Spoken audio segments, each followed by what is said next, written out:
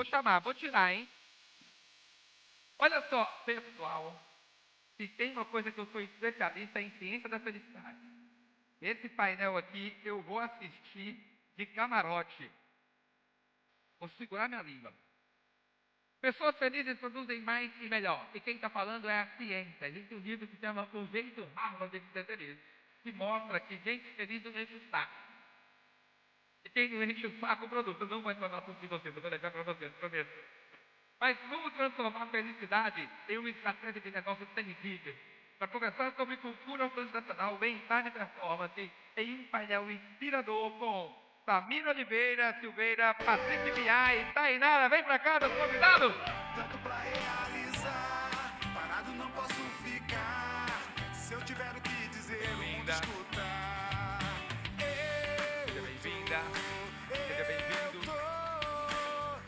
No Empreende Brasil.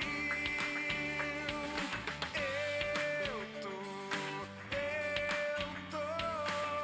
no Empreende Brasil.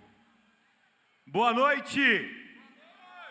Nós estamos no Empreende Brasil, a maior imersão da América Latina, com essas pessoas aqui maravilhosas. A Tayana, que mudou a minha vida no primeiro encontro, eu já falei isso para ela sabe que é verdade, mudou a minha vida. Ela sabe disso, tá? E a Samira também, médica, dermatologista, que tem um trabalho incrível, que a gente vai falar um pouquinho sobre isso. Pessoal, vou me apresentar aqui bem rapidamente. Meu nome é Patrick Biá, sou executivo há 15 anos. Recentemente concluí o mestrado na Fundação Dom Cabral, em Belo Horizonte, na Ciência da Felicidade e Cultura Organizacional. O Lucas me incentivou a falar uma palavra aqui. Eu vim recentemente de um burnout.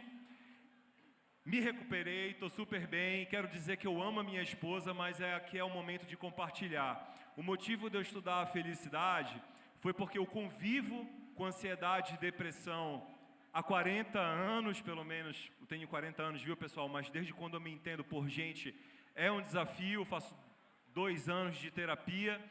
E vou compartilhar um negócio com vocês que só a minha esposa sabe e que é verdade. Na minha vida aconteceu 2 tentativas de suicídio comigo quando eu tinha 10 anos de idade e outra 15 anos, mas graças a Deus eu estou aqui com vocês, consegui superar e resolvi estudar a felicidade para me conhecer e conseguir ajudar as outras pessoas. Então eu compartilhar isso com vocês, principalmente foi incentivo do Lucas, que está trazendo o evento aqui e que trouxe a vida dele e que me fez realmente falar um pouco desse relato que as meninas também não sabiam e estão sabendo aqui nesse primeiro momento, mas que eu acho que é importante compartilhar com vocês. Quero convidar todo mundo também que está aqui atrás para vir aqui perto e escutar um pouquinho sobre o que a gente tem a dizer, pessoal. A felicidade, no primeiro momento, a gente acredita que seja algo intangível, mas está muito mais perto do que a gente imagina. E isso é o autoconhecimento e é exatamente o que a gente vai explorar bem aqui, que está do nosso lado. A felicidade está na saúde mental, que é exatamente o trabalho que a Tayana faz de uma forma incrível, e também na nossa saúde física com a Samira. Hoje a gente vive uma crise da saúde mental. Ela já compromete a produtividade na maioria das empresas. A gente vê matérias como a Infomoney trazendo a realidade da saúde mental dentro das organizações. A OMS reconhecendo o burnout como uma doença, né? E também o Ministério do Trabalho agora exigindo os fatores, a gestão da felicidade, dos fatores psicossociais dentro das organizações, que vai começar a prevalecer no ano que vem. Então, o impacto é claro: mais absenteísmo, mais afastamento, o risco trabalhista, o custo crescente, e cuidar das pessoas não é mais opcional, é sobrevivência, é estratégia. A estratégia mudou. Antigamente, a gestão focava em extrair o máximo do trabalhador com o mínimo de recurso. Em 2000, a gente vê a estratégia evoluindo através de Barney pela visão baseada em recurso, demonstrando que a verdadeira vantagem competitiva está no recurso interno. As pessoas são o maior ativo de uma organização. Hoje a estratégia caminha para uma visão sociológica, para uma visão voltada para as pessoas. A vantagem competitiva nasce do comportamento humano, da prática estratégica e da cultura. Tayana, como você tem percebido como mentora dos empresários, né? E também do outro lado, acompanhando os profissionais buscando a transição de carreira. Ou seja, você acompanha os empresários reclamando das dores, do absenteísmo, da rotatividade, da falta da prática das pessoas dentro das organizações, né? Eu vou treinar o meu funcionário, mas ele vai sair, como você mesmo falou, e ao mesmo tempo, nessa dualidade, você recebendo o funcionário que fala: Tayana, me salva, eu preciso fazer uma transição de carreira. Me conta um pouco, tu já me salvou, agora eu quero que você compartilhe com o pessoal. Que linda a história, gente, boa noite. Quem ainda está animado? Sexta-feira, quem sextou? Só para eu ver aqui. Olha, quem está aqui, porque decidiu estar aqui, não foi?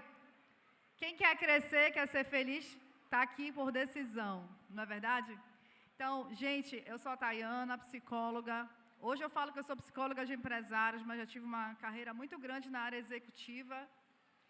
E escutar pessoas com essa escuta empática de entender o ser humano. E ouvindo aqui, Patrick, a tua história, eu volto...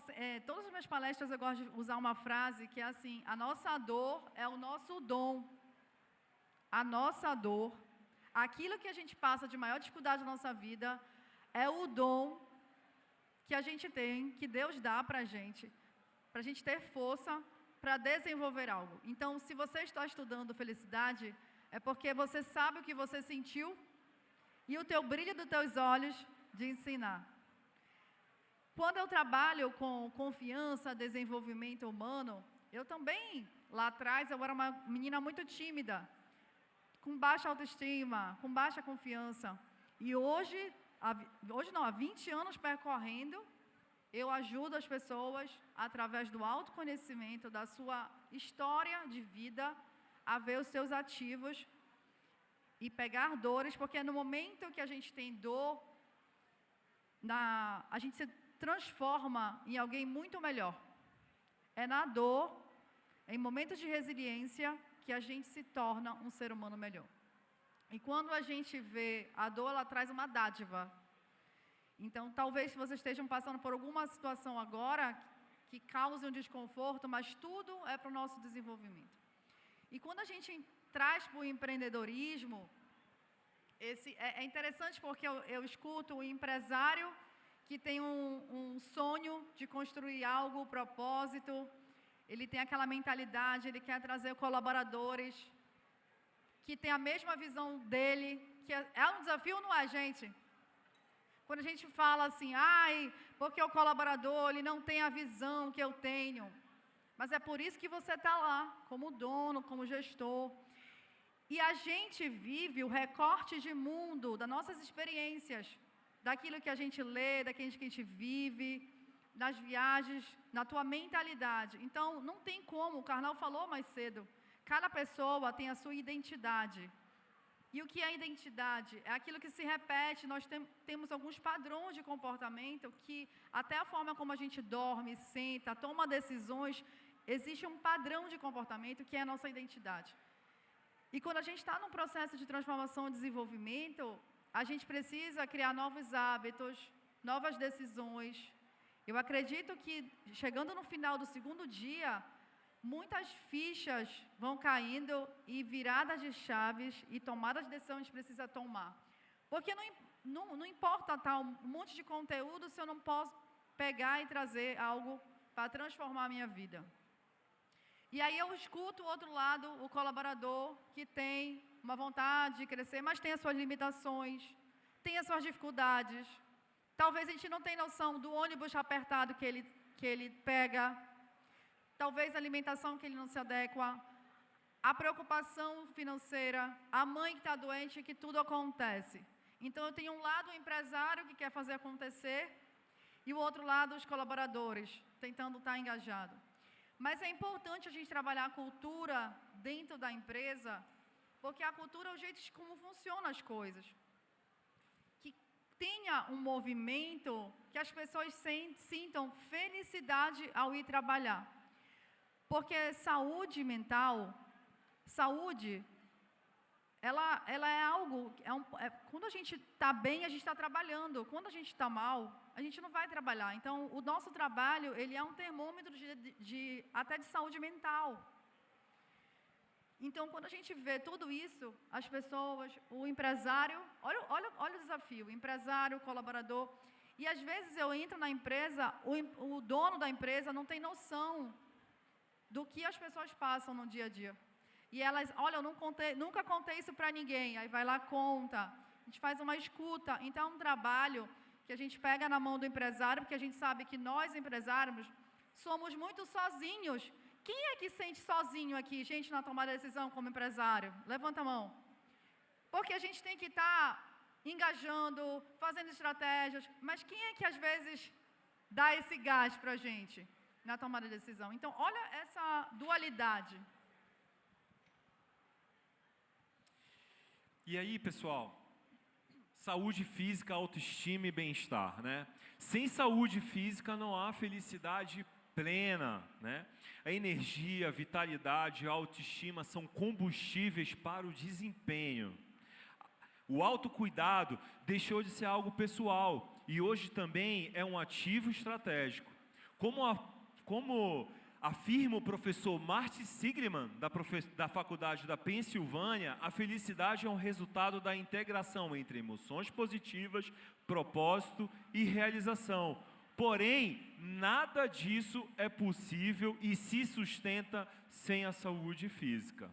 Samira, no consultório, você tem visto crescer a busca pelo autocuidado e pela autoestima. Sabemos que sentir-se bem fisicamente influencia diretamente o bem-estar e a produtividade das pessoas. Você oferece um check-up executivo semelhante ao Hospital Albert Einstein. Eu queria que tu me explicasse como é que funciona o check-up executivo para as organizações e como esse check-up pode contribuir para a felicidade no trabalho. Ótimo. Primeiramente, eu queria me apresentar, né? Faltou no meu currículo que eu sou mãe, que é importante. Então, eu sou médica dermatologista, eu empreendo na minha área, eu tenho uma clínica de dermatologia há 5 anos. Só que logo que eu saí da residência médica, eu tinha uma visão que eu queria fazer algo diferente e que realmente chamasse atenção. Então, eu sempre fui mais para o lado da cirurgia dermatológica. Só que eu sabia que eu tinha que me diferenciar e teria que ter uma assinatura, uma instituição muito forte por trás.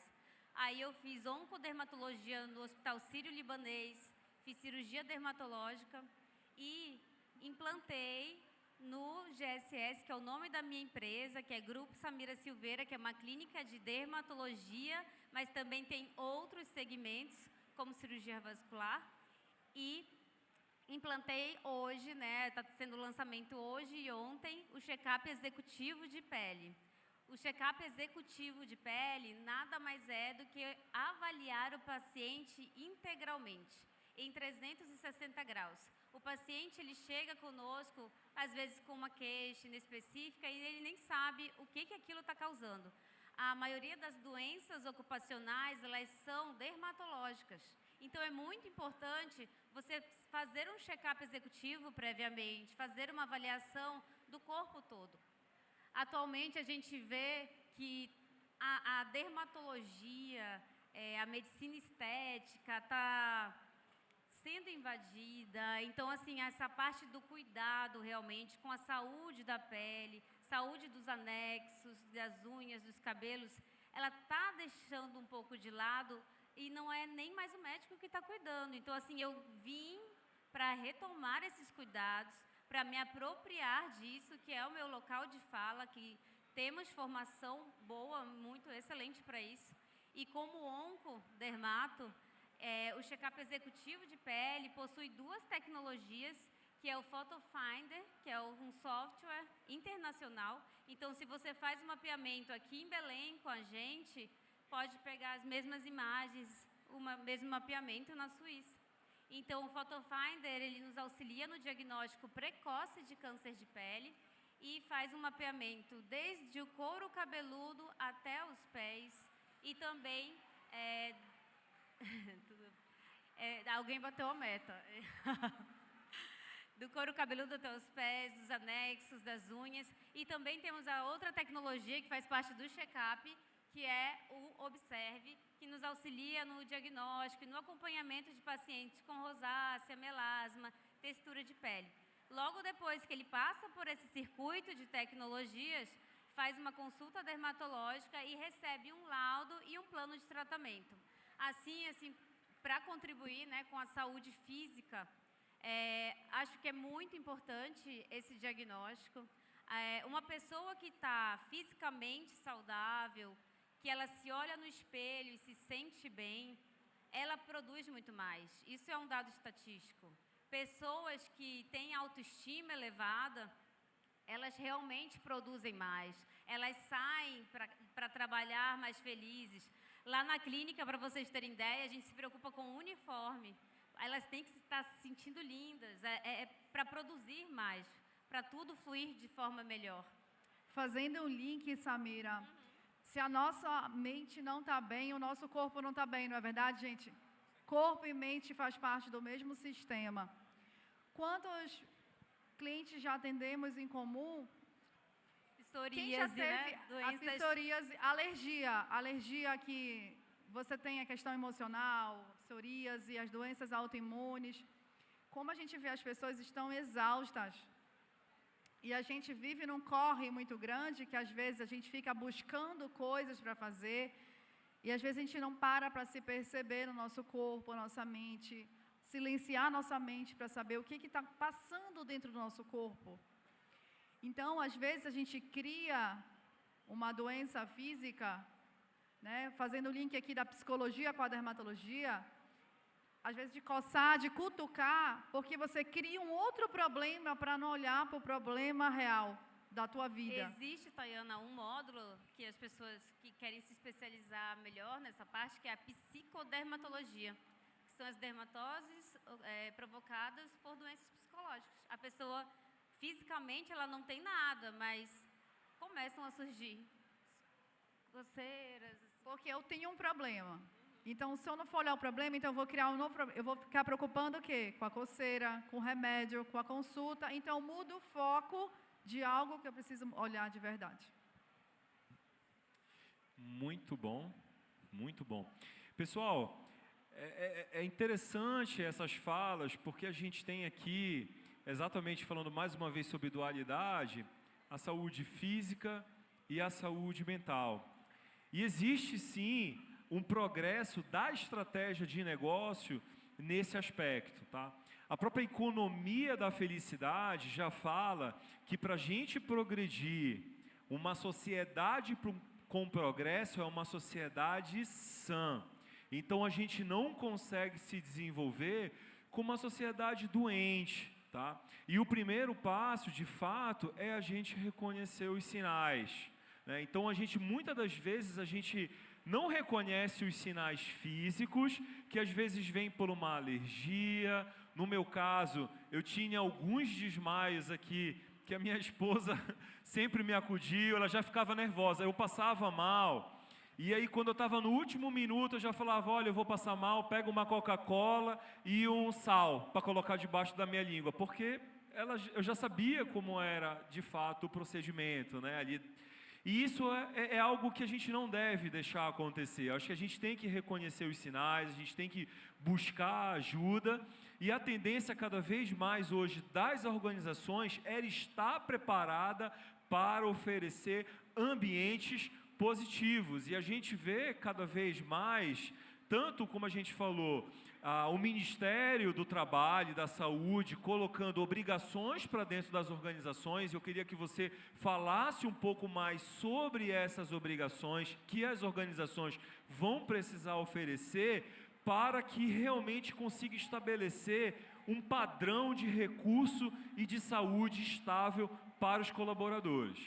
Gente, vocês já ouviram falar na norma regulamentadora 1? Quem já ouviu falar? Ela foi criada para mapear a questão de saúde mental. Então, isso não é mais eu vou pensar se eu vou fazer o desenvolvimento do meu funcionário, uma escuta psicológica. Para que isso? Ele está trabalhando, vai perder tempo. É assim que antigamente era a mentalidade. Antigamente eu entrava nas empresas, eu tinha que fazer vários argumentos para convencer aquele cliente que era importante ele ter um psicólogo dentro da empresa. Hoje as pessoas querem, porque quanto mais pessoas engajadas e felizes, mais resultado, mais produtividade, energeticamente. Imagina só, você ir para um trabalho que você não gosta e estar do lado de pessoa que você não gosta. Como está a tua energia no final do dia? Quem já passou por isso sabe. E isso depois vem questões físicas. E como é pesado assim para o empresário lidar com isso com os funcionários.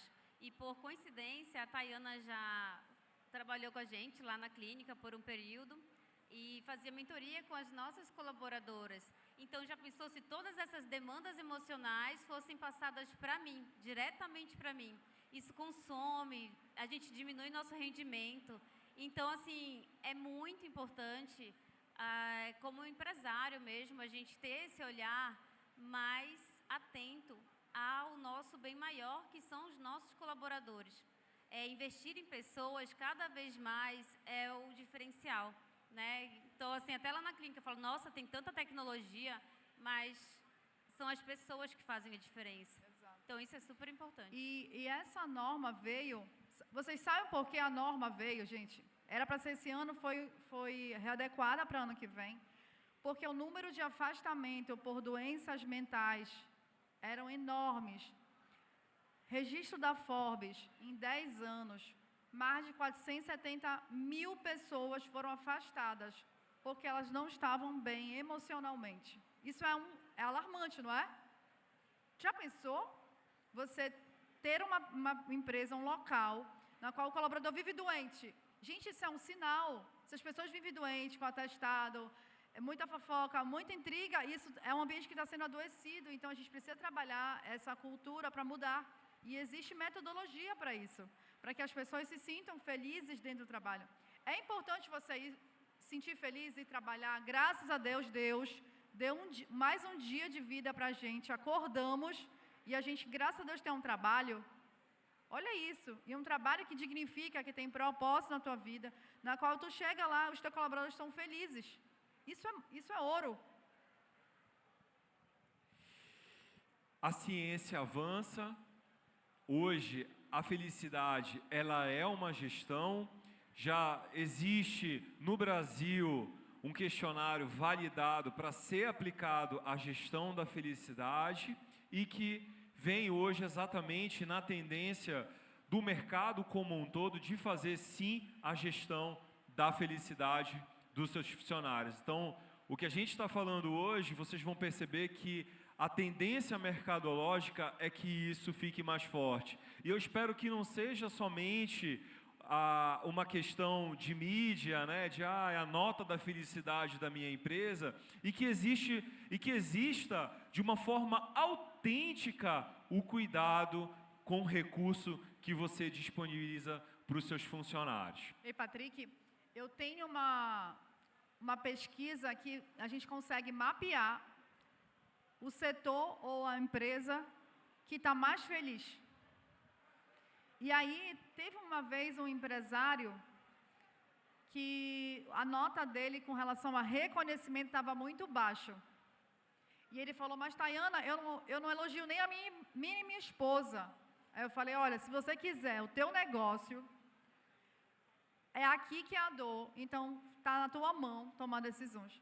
Então, assim, às vezes fazer pesquisa é importante, porque a gente acha que na nossa empresa está tudo bem. Gente, ouçam, pesquisem para o seu colaborador, que é o nosso primeiro cliente interno, e para os seus clientes. Perguntem, porque parece que está tudo bem. Quando você vê dados, e aí ele conseguiu mudar. E aí as pessoas falam, o que você fez? Porque ele começou a elogiar. E era isso, às vezes não é só o salário. O salário chega a um limite. As pessoas vivem insatisfeitas com o salário. Mas você vai e aumenta, e não é só o salário. Tem a questão do salário emocional. Não é? Eu queria então fazer uma... Eu queria fazer uma pergunta para vocês, de coração. Socorro. Para todo mundo, a socorrinha do coração. Pessoal, o dinheiro traz felicidade? Quem acredita, levanta a mão. Ok. Então eu vou responder para vocês cientificamente. O dinheiro traz felicidade? Sim, até um determinado momento. Por quê?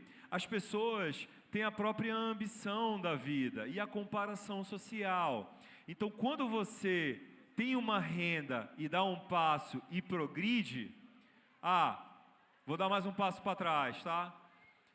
O Patrick progrediu e eu vou levar o meu filho pela primeira vez, eu vou para os Estados Unidos. Cara, que maravilha, eu estou hiper feliz. Eu volto, esse estágio de felicidade diminui. Eu vou de novo para os Estados Unidos. O estágio, pô, legal. Aí já é mais curto, eu já volto. Aí vai para os Estados Unidos. Não, cara, eu já não vou mais.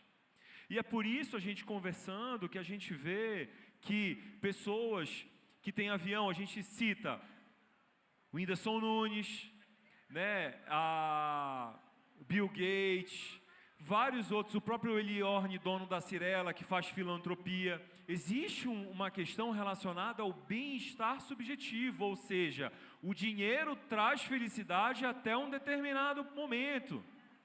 Mas o propósito é a felicidade plena. Porque a felicidade, ela pode ser dividida, de certa forma, na parte filosófica de Aristóteles, de ausência de dor e prazer. O que é isso? Eu estou triste. Quando eu estou triste, bora pedir uma pizza? Vamos lá num restaurante, no Sushi Rua Barbosa, enfim, em outro restaurante. Aquilo ali é exatamente o prazer momentâneo, mas não é a felicidade plena. A felicidade plena, ela está na saúde física, na autoestima, no sentido de propósito e realização com a vida. A felicidade é você ser feliz com o que você tem, não é? Se você tem a capacidade de ser grato pelo que você tem e ter a ambição de querer mais, faz toda a diferença, né, Patrick? Faz.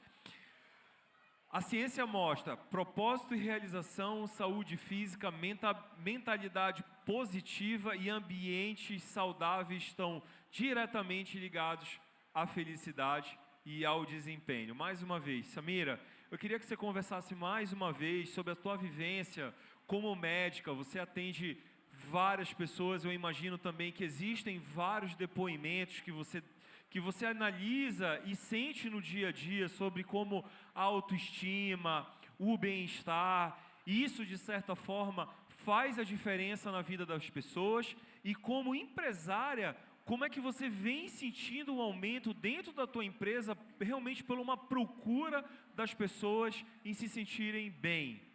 Bom, Patrick, realmente no setor da medicina, né, da dermatologia, tem crescido muito a busca por procedimentos estéticos e desde a pandemia, teve um boom após a pandemia desse surto de excesso de procedimentos estéticos, alguns de formas muito bem executados e outros de forma irresponsavelmente executados por profissionais, muitas vezes não médicos.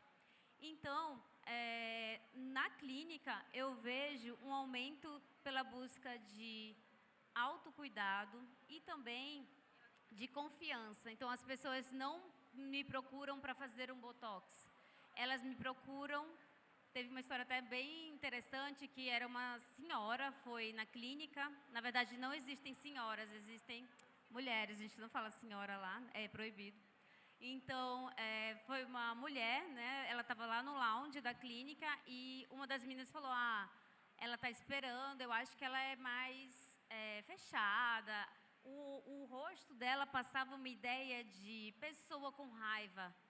Aí eu chamei, comecei a conversar e ela me procurou porque a neta dela tinha nascido, já estava com uns 8, 9 meses e toda vez que eu olhava para ela chorava, porque tinha medo, porque ela tinha rugas muito marcadas, ela passava uma afeição assim de estar chateada o tempo inteiro e ela era um doce.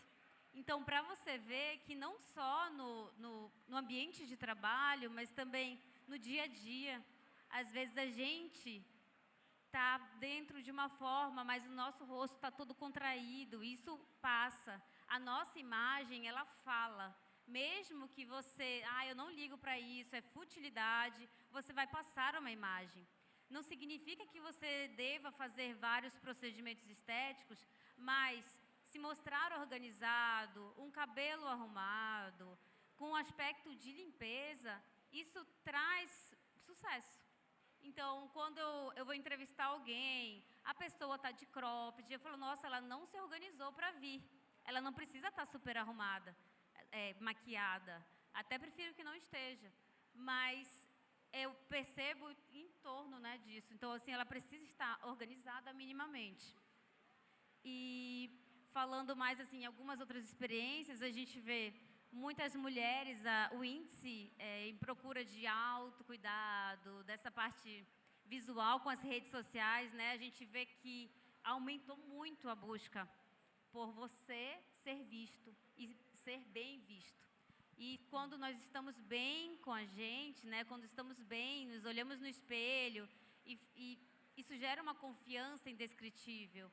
Então, você ser, não a gente fala ser bonita, mas você se sentir bonito, bonita, isso faz com que você consiga ter confiança, você feche negócios, você aumente o seu valor. Então, não é futilidade, não é superficial. Se for genuíno, você não precisa transformar quem você é, mas sim manter a sua essência e de forma elegante e preservada. Eu quero fazer mais uma pergunta para ti, que eu achei muito legal a tua fala. Outras definições que surgem sobre a felicidade, porque é uma disciplina multidisciplinar, vamos dizer assim, pelo bem-estar subjetivo, é que a felicidade, pela visão dos economistas também, existe uma relação com a comparação social. Então, a felicidade, ela tem muita relação com a comparação social, ou seja, a minha relação de felicidade é com o outro. Então, qual é a minha régua de felicidade?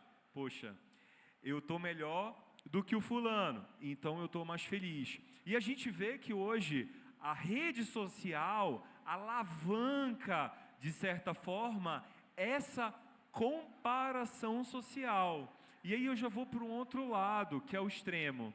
Eu queria saber como é que você consegue lidar com situações extremas. Eu imagino que talvez algumas pessoas procuram procedimentos estéticos ao extremo, talvez incentivado pela comparação social. Eu vejo uma pessoa, nossa, ela está linda, eu já fiz meu procedimento, mas eu preciso estar melhor. E como é que você lida com agora, o excesso desse autocuidado? Quando o paciente ele entra no consultório, depois que eu faço toda uma análise, eu falo, agora eu que decido. Eu não deixo ele me mandar. Assim, tem pacientes que a gente escuta, vê as queixas e você tem que estar muito atento, uma fala atenta. Eu recebo alguns adolescentes, algumas meninas de 12 anos que querem fazer preenchimento labial. A mãe do lado, o pai do lado, concordando com aquilo. Aí eu converso, tento deixar tudo muito claro, não faço, não recomendo que faça, você está em formação. Tem um boom também nas redes sociais, numa rede que é o TikTok, é uma rede que ela entra mais nessa galera de 20 anos, 15 anos, que está aqui, já está entrando no mercado, né? Então, teve um boom de skincare de meninas de 12 anos, de 8 anos. A Sephora abriu em Belém, tinha filas, e meninas de 8 anos. Então, assim, eu acho que é algo que a gente não deve estimular. Tem que trazer para seriedade, tem que deixar tudo muito claro, não estimular. Acho que isso é algo que não faz bem, né? Isso implica muito na saúde mental. Então, é mais esse recado. Eu tenho pacientes também mais velhas que chegam comigo com olha, eu quero assim. É uma moça, ela está olhando aquele Instagram, é uma moça. It was my choice. Está usando um filtro. And now I will question myself for the next few weeks, maybe months. Esse daqui é um vídeo muito interessante, que eles fizeram uma experiência nas cidades da Europa. We had an option of 2 pathways to walk, and they led to 2 doorways. It was a bit confronting, actually, to be honest, to see these big signs and feeling like you had to choose and be self-conscious of how you perceive yourself and perhaps if it lines up with how the rest of the world perceives you. I went through the average door. Really? Yeah. Oh my gosh. Yeah. I didn't even hesitate. Gente, surreal. Acho que ninguém entendeu. Foi assim, essa experiência, eles fizeram em algumas cidades da Europa e colocaram numa loja de artigos femininos a placa escrita bonita e a outra placa escrita comum. E aí a pessoa, ela ia na loja e ela entra no bonito ou entra no comum. E foi percebido que a maioria das mulheres entraram na placa comum, na porta que estava escrito comum. E a diferença de comportamento entre as pessoas era notável. Quando as moças que entravam na categoria comum, elas já entravam meio cabisbaixas, desconfiadas. E as que entravam na porta bonita, entravam com alto astral, fazendo brincadeira com as amigas, com os familiares, e elas foram entrevistadas. E realmente foi visto que as moças que escolheram o comum, elas apresentavam sinais de autoestima baixa. Isso mostra pra gente que, assim, ser bonito não é uma percepção externa. Ser bonito, se sentir bem, tem que ser interno. Você tem que se sentir bem, né? Então, é mais essa mensagem, né, que eu queria passar. Quando você olha para o espelho hoje, você vai olhar o seu defeito ou a sua qualidade? A mulher, assim, né? A gordurinha aqui, isso aqui, a tua própria autoimagem. Por que eu pergunto isso? Como a gente tem a nossa própria autoimagem, é como a gente vai para o mundo. Então, a nossa própria percepção, ela impacta diretamente como a gente se apresenta. Eu atendo tantas mulheres lindas que elas não se veem lindas. E talvez outras que não são padrão e se veem confiantes e maravilhosas. Então, olha como a nossa própria autoimagem, ela influencia diretamente como a gente se apresenta. E aí, fazendo o link com a dermatologia e a psicologia novamente, o quanto de dentro para fora, de fora para dentro influencia. Então, de dentro para fora, a gente com a nossa motivação interna, que é nossa. A motivação, ela é o motivo para a ação. Qual é o teu motivo para agir? Para você levantar. E o externo influencia assim.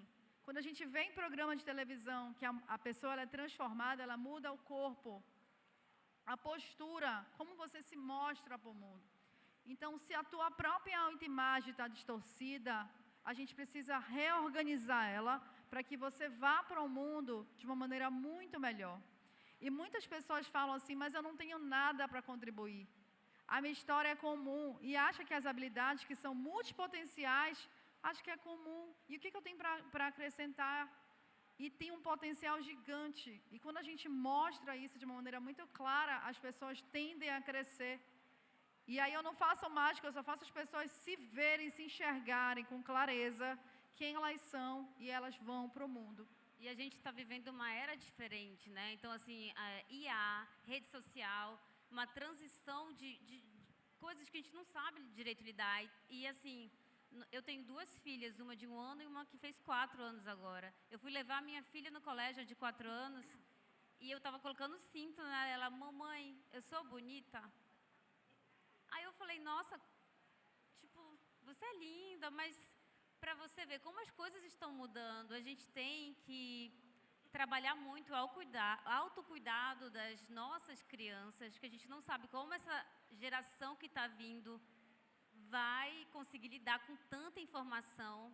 É muita ansiedade surgindo, né? É curtida no Instagram, é muita coisa. Então, eu até falo, graças a Deus não existia o WhatsApp quando eu fiz medicina. Eu não ia estudar, não ia conseguir.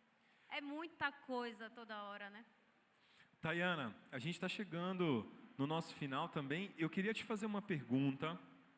Eu queria que você passasse um recado forte para quem está aqui hoje.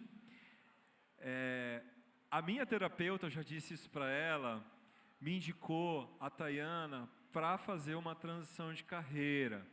Eu ainda não fui, mas eu já disse para ela. Mas no nosso primeiro encontro, eu já disse também que ela mudou a minha vida, né?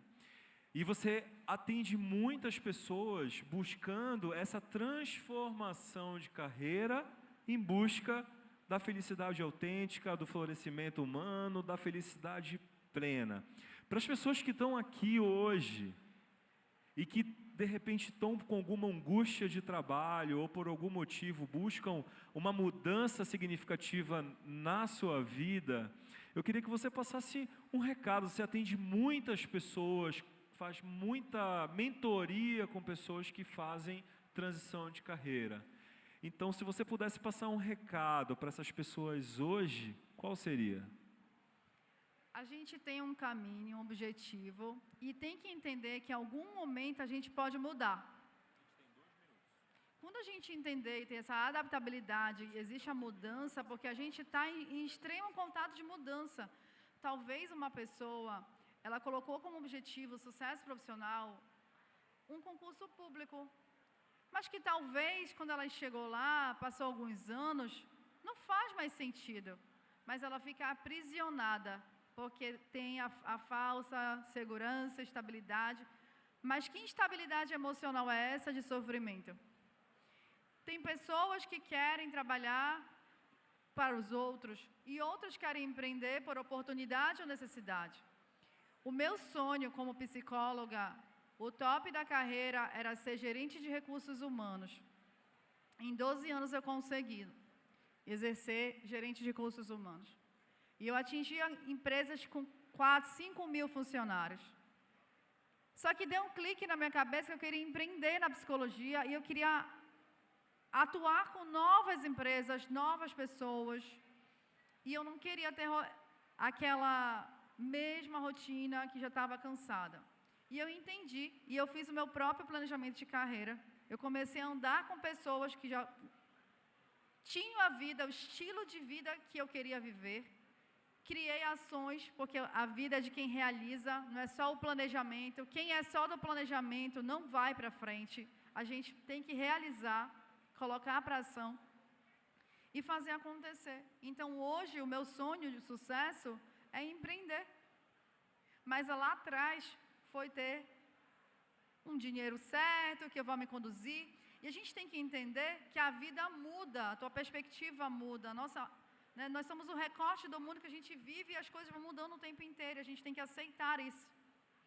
E aí fazer transições. Então, quantos advogados que viraram chefe de cozinha, maquiadores? Quantos arquitetos viraram contadores? Então, é você aceitar, porque talvez as escolhas profissionais, ela é muito cedo. E talvez influência de pessoas que você criar referência de sucesso. De repente, um tio era advogado, mas você viu que não tem nada a ver com você. Então, quando você entende isso e você conecta os teus dons e os teus talentos a partir da tua história de vida, você consegue reconduzir a tua carreira. Então, se você está sentindo que você precisa mudar de rumo, faça. Não é? Pessoal, a gente vai chegando aqui ao nosso final.